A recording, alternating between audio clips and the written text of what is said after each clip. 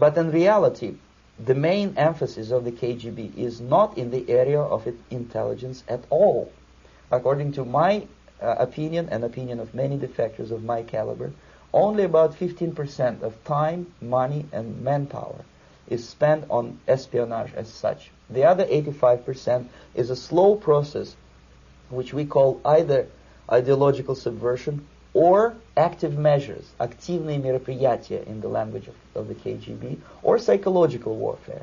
What it basically means is to change the perception of reality of every American to such an extent that despite of the abundance of information, no one is able to come to sensible conclusions in the interests of defending themselves, their families, their community, and their country.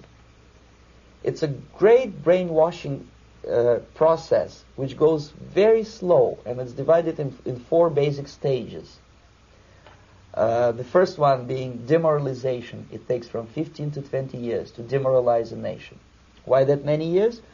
Because this is the minimum number of years which requires to educate one generation of students in the country of your enemy, exposed to the ideology of the enemy. In other words, Marxism-Leninism ideology is being pumped into the soft heads of at least 3 generations of American students without being challenged or counterbalanced by the basic values of Americanism, American patriotism. The result you can see.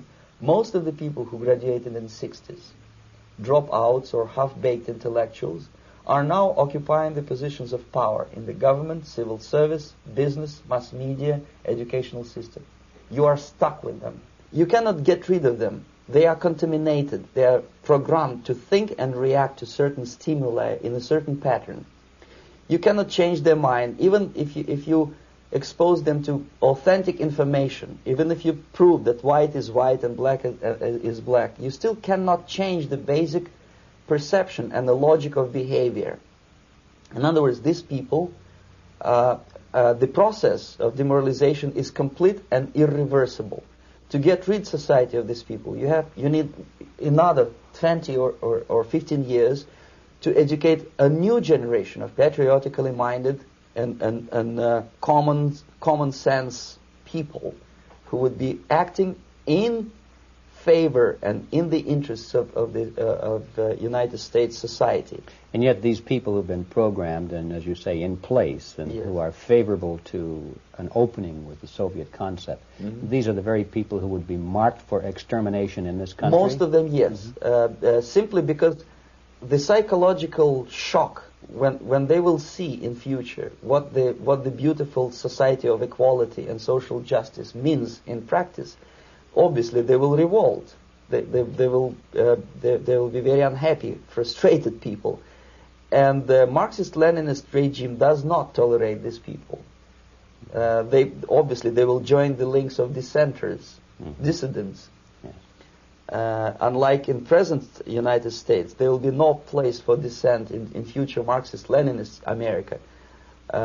Here you can get popular like Daniel Ellsberg and filthy rich like Jane Fonda for being dissident, for criticizing your Pentagon. In future, these people will be simply squashed like cockroaches.